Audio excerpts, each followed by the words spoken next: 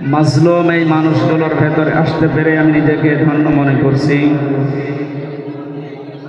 দেবহাটা থানার অন্তর্গত দক্ষিণ পাড়ুলিয়া স্পোর্টিং ক্লাব ফুটবল ময়দানে এলাকাবাসীর উদ্যোগে আয়োজিত তাফসিরুল কোরআন মাহফিলের স্বনামধন্য সভাপতি আলহাজ মাহবুবুল আলম, সহকারী সেক্রেটারি, বাংলাদেশ জামাতে ইসলামী সাতক্ষীরা জেলা শাখা, আতালাল্লাহু উমরাহু ওয়া বারাকাল্লাহু ফি হায়াতি। আমি এই মাহফিলের প্রধান অতিথি শাইখুল মাশায়েখ, বাংলাদেশ জামাতে ইসলামী সাতক্ষীরা জেলা শাখার শ্রদ্ধাভাজন আমির হাফেজ মাওলানা মুফতি মুহাদ্দিস রবিউল বাশার,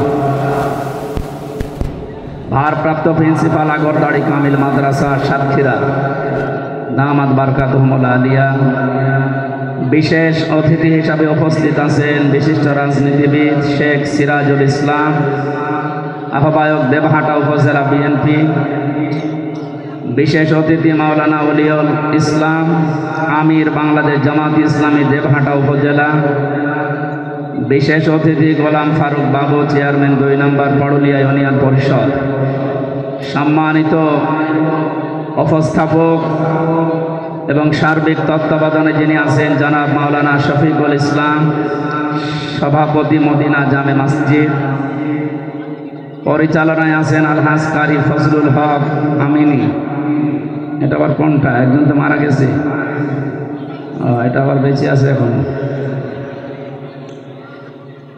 ওনার জামাই মুফতি শাকাওয়াত হোসেন রাজি আমার সাথে 3 বছর পাশাপাশি রুমে ছিলাম, এই জন্য নামটা পরিচিত মনে হচ্ছে। আমিনী সাহেবের জামাই আল্লাহ ফজলুল হক আমিনী, তোমার গোলাম কবরে আছে, আর এটা তো জীবিত। যেটা আছে কবরে, আল্লাহ তাকে যেন জান্নাতুল ফেরদাউস দান করে। মঞ্চে বসা অত্র এলাকার সর্বজন শ্রদ্ধাভাজন ব্যক্তিবর্গ, অরফানা লাকা যিকরক, সম্মান মর্যাদা আল্লাহ যেন দুনিয়া আখিরাতে আরো বাড়িয়ে দেয়। সামনে বসা মুসলমান ভাইরা, পর্দার আড়ালের সম্মানিতা মা এবং বোনেরা, প্রশাসনের ভাইরা, প্রাণ প্রিয় সাতক্ষীরাবাসী, এই নামটা শুনলে আমার মনে হয় বাংলাদেশের মানুষের ঈমান বেড়ে যায়। সাতক্ষীরা খুব সুন্দর নাম, ঈমানের সাথে সম্পর্কিত এ নাম। আল্লাহ রাব্বুল আলামিন কিয়ামত পর্যন্ত এ জেলাকে তার দ্বীনের মারকাজ হিসাবে যেন কবুল করে।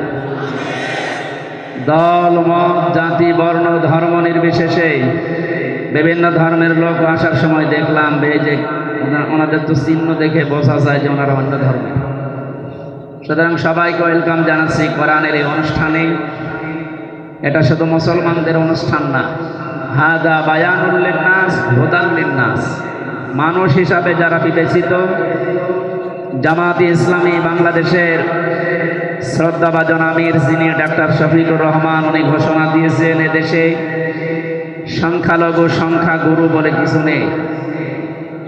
যে এদেশে জন্ম নিয়েছে সেই এদেশের বৈধ নাগরিক।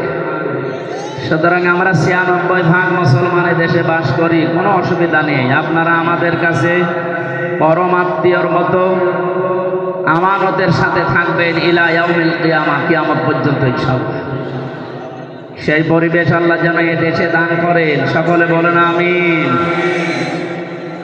এটা তৈরি করার জন্য যেটুকু সময় দরকার,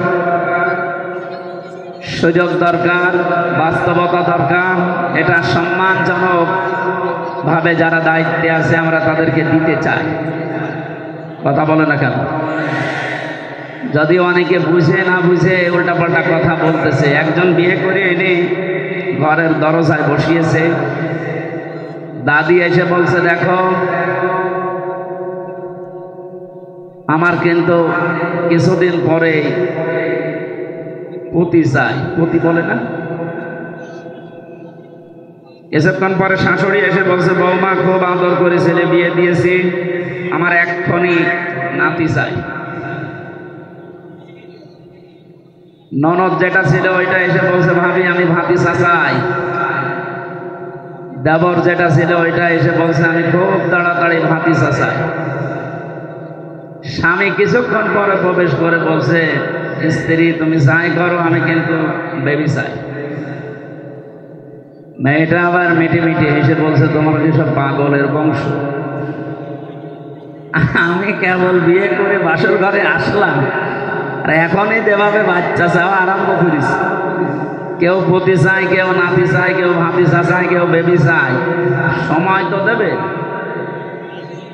আমার এই সময় না দিলে এটাকে আমি ফ্লাক্সিলোড করে বাড়ি থেকে নিয়ে এসেছি।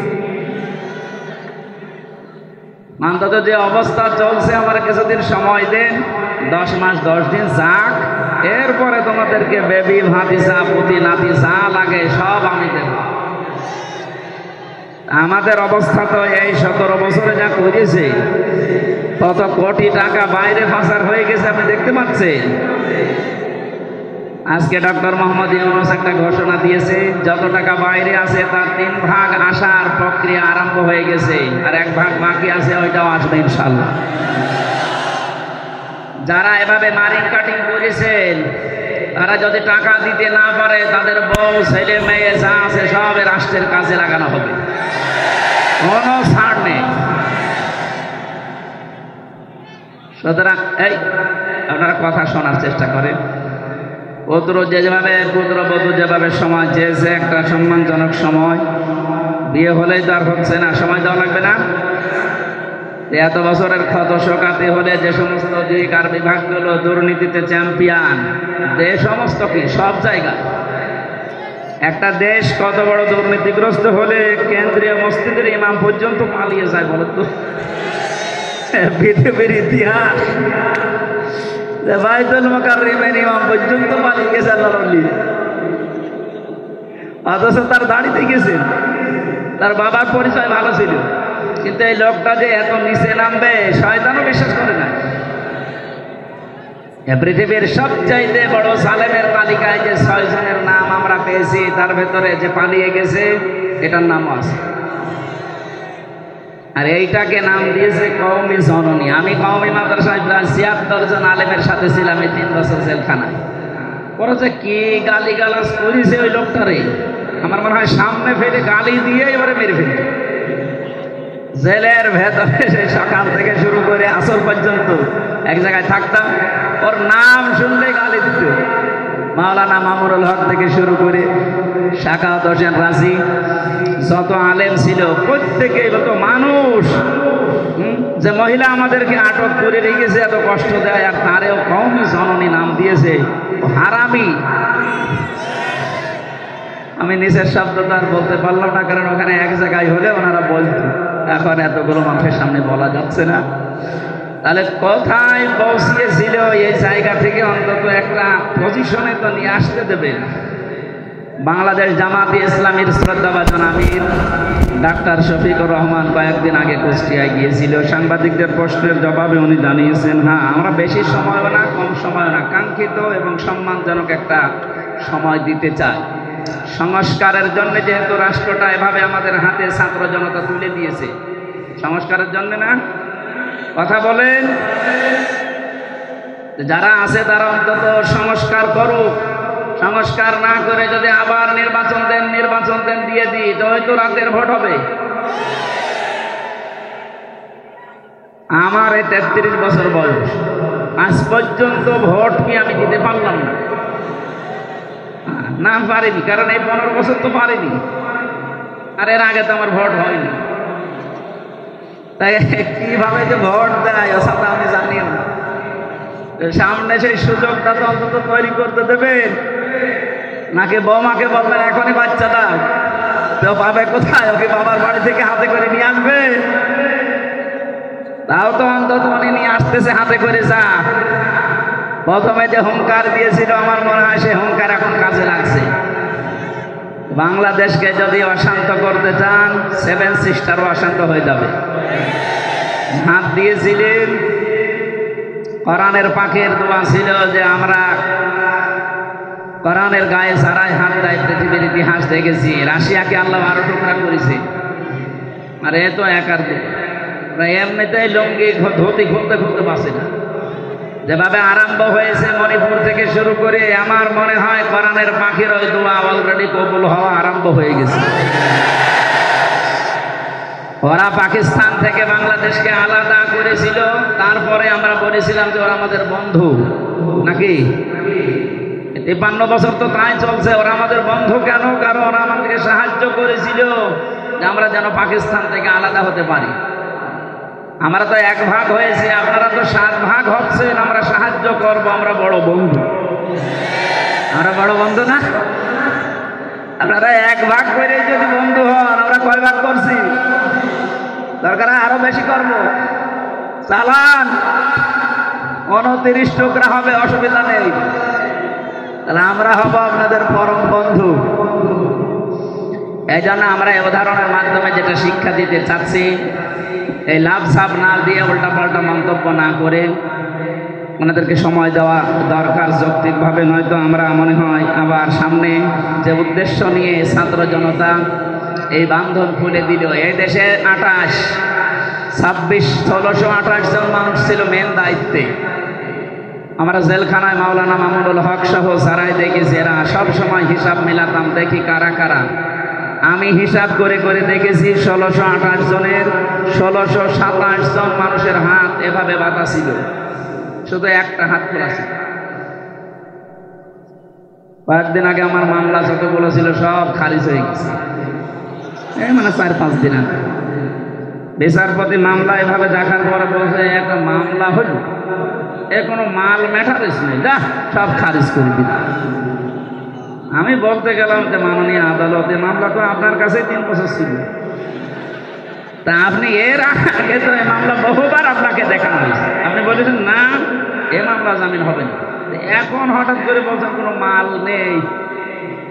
উনি এই কথাই আমার বলতো যে হুজুর কিছু করার নেই, আমার হাত বাঁধাছি, এখন হাত খোলা আছে, কোনো চাপ নেই উপরের, এই জন্য যা দেখলাম আমি ন্যায় বিচার করে দিই।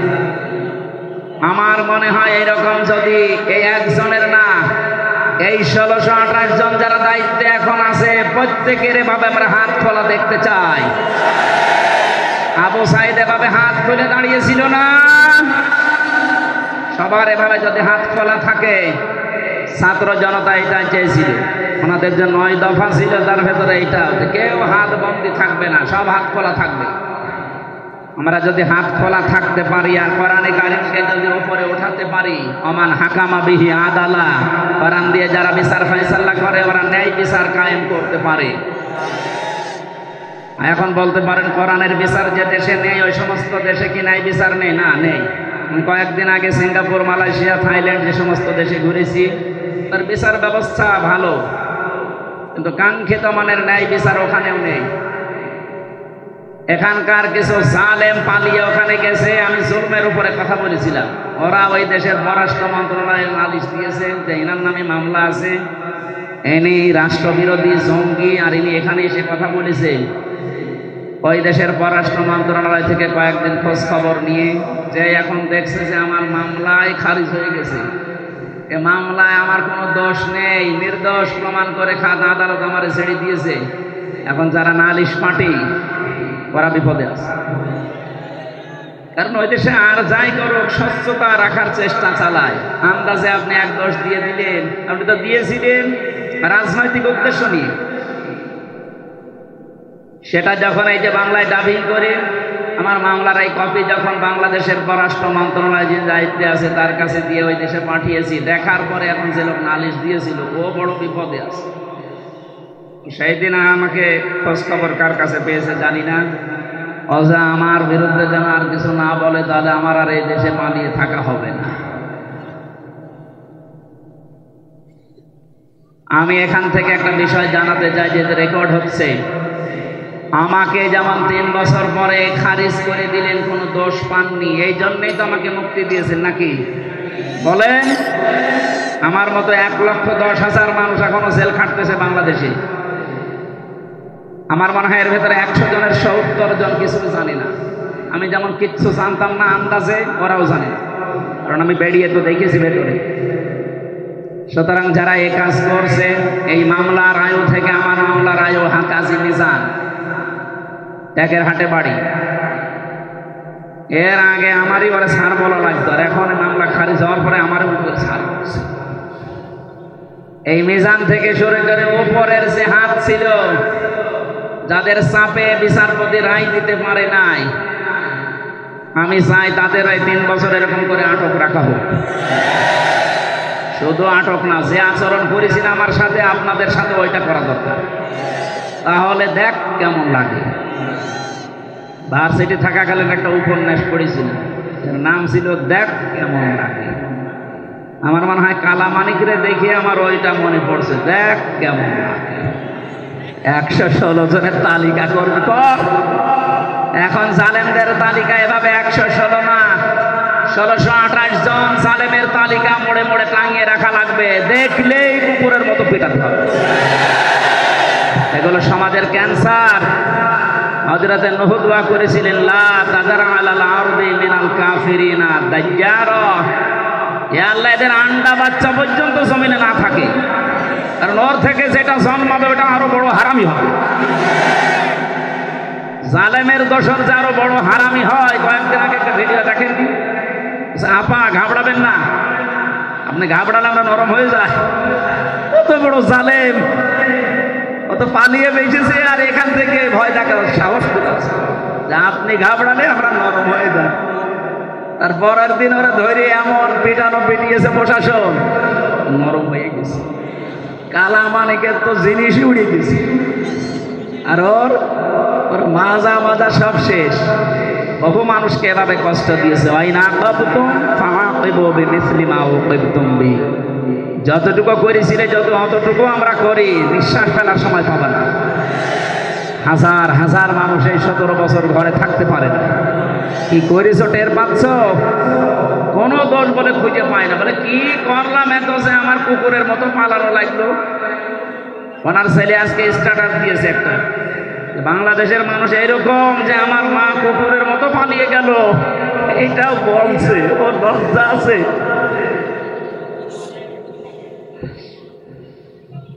মাথা খারাপ পাগলের মতো কথা না বলেন তো, যে আমার মা দেখার মতো এত কিছু করলো, আর তাকে এই দেশের মানুষ কুকুরের মতো পালিয়ে যেতে বাধ্য করলো। দোষ খুঁজে পান না। আপনার যদি মনে হয় যে আমি কোনো দোষ করিনি, আপনি একা একা একটু শুধু সাতক্ষীরার রাস্তায় লোকজন ছাড়া হেঁটে যান। আমিও হেঁটে যাব, মাওলানা রবিউল বাশার হেঁটে যাবে, আপনিও হেঁটে যান। তো 3 জনের অবস্থা কার কি হয় দেখবো। চলেন, বলেন তো আমি কিছুই তো করিনি।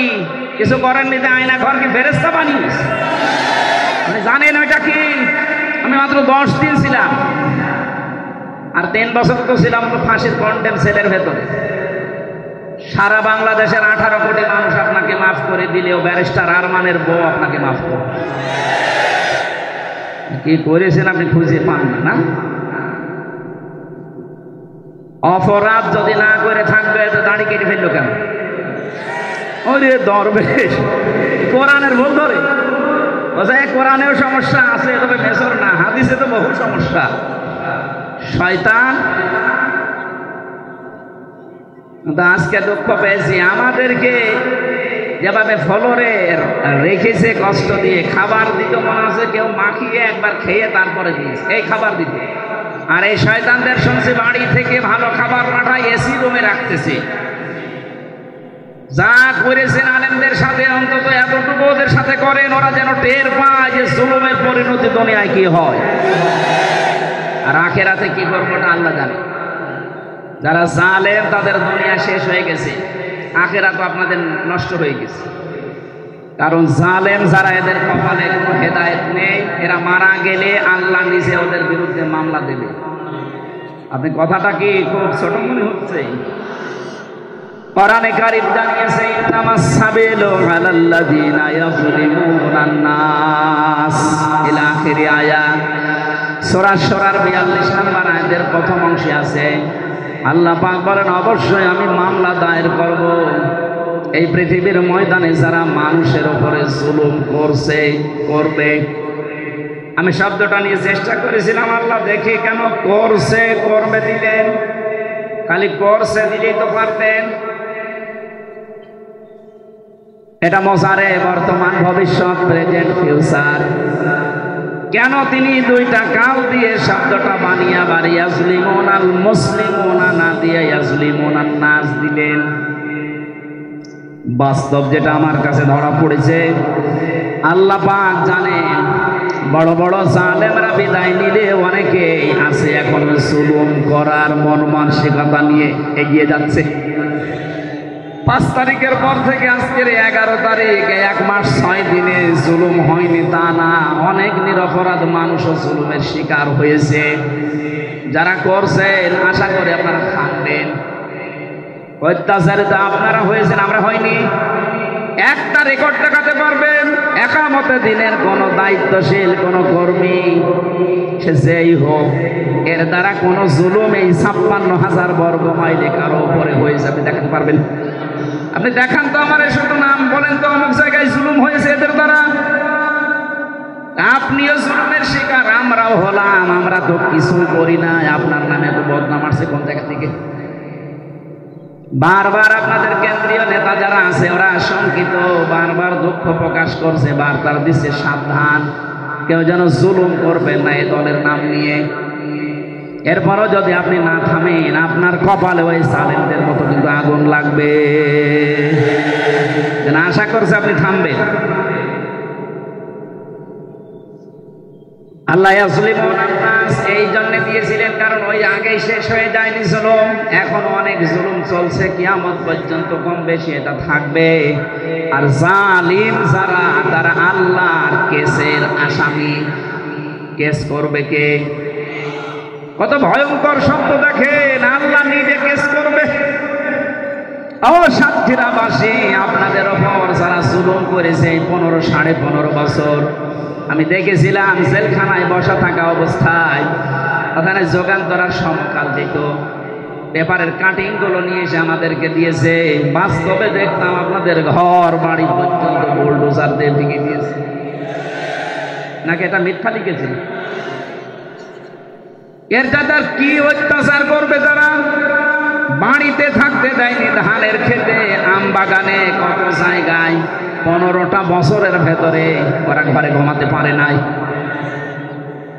এই জুলুম অত্যাচার যারা করেছিলেন, যাদের নির্দেশে করেছিলেন, আমি কোরআনে কারীম গ্যারান্টি দিয়ে বলতে পারি আপনারা সব আল্লাহর মামলার আসামি।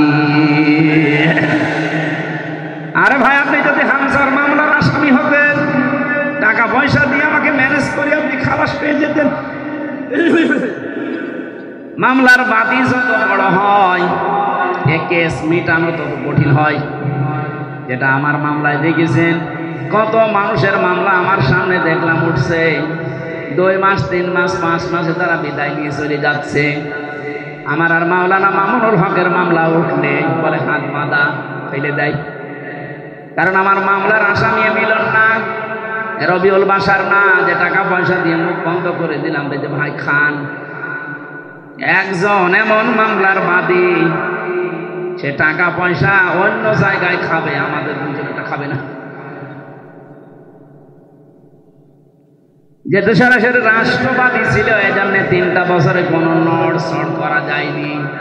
বহু চেষ্টা চালিয়েছিল আমার পরিবার, আমার দল, কিন্তু পারে নাই। কি করে পারবে? কারণ বাদী তো সর্বোচ্চ একজন। এবার উনি যদি বাদী হয়, আমার অবস্থা এই হয়।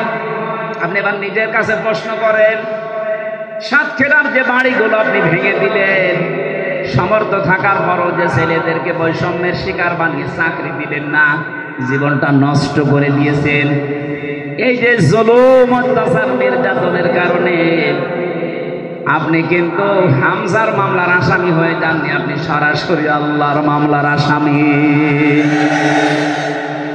দুনিয়ার হিসাবে দেখলেন, বাদী যত শক্ত হয় মামলা তত কঠিন হয়। এবার ভাবেন, আল্লাহ নিজে বিচারপতি, নিজে রায় দেবেন, নিজেই বাদী, আপনার মাপ পাওয়ার কোনো সম্ভাবনা আছে? আপনার মামলা খারিজ হওয়া দূরের কথা, কেউ কথাও বলবে না। রাষ্ট্রে যদি কেউ বাদী হয়ে যায় রাষ্ট্র, তাহলে তার পক্ষেও কেউ দাঁড়াতে চায় না। আমার 3টা বছর এমন হয়েছিল, আমার টাকা পয়সা বাবা দিয়েও উকিল পায় না, বলে না ওর পক্ষে দাঁড়ালে আমার ক্যান্সেল করে দেবে। আর আল্লাহ সরাসরি বাদী, নিজে রায় দেবে, কে দাঁড়াবে আপনার পক্ষে? এখন যদি মনে করেন না আমার কাওয়া আছে, কাওয়া পালিয়ে বাঁচছে, বহু দালালি করেছে। আমাদের কুষ্টিয়ার একজন ছিল, বহু দালালি করেছিল, এখন আর পার পাচ্ছে না। জালেমদের পরিণতি যে এত করুণ হয়, ভয়ঙ্কর হয়, সেদিন সে দেখলাম মানুষের বাড়ির ইট খুলে খুলে নিয়ে চলে যাচ্ছে। যা, এই সাতক্ষীরার মানুষগুলো ভদ্র আছে, এই জন্য এখনো ঝামেলা করেননি না। জালেমদেরকে ছাড় দেওয়া ঠিক না, কারণ জালেমকে যদি কেউ মাফ করে দেয় সেজন্য মজলুমের উপরে অবিচার করে। আপনি যদি এই পর্যায়ে পড়তেন তাহলে বুঝতেন। আমার বউ তো মাফ করতে চাই না, কিসের মাফ? ব্যারিস্টার আরমান, আপনি 3 বছর আর সে 8 বছর, ও মাফ করবে? জালেমরা এই জন্য আপনার দুনিয়া শেষ হয়ে গেছে, আখিরাতও শেষ।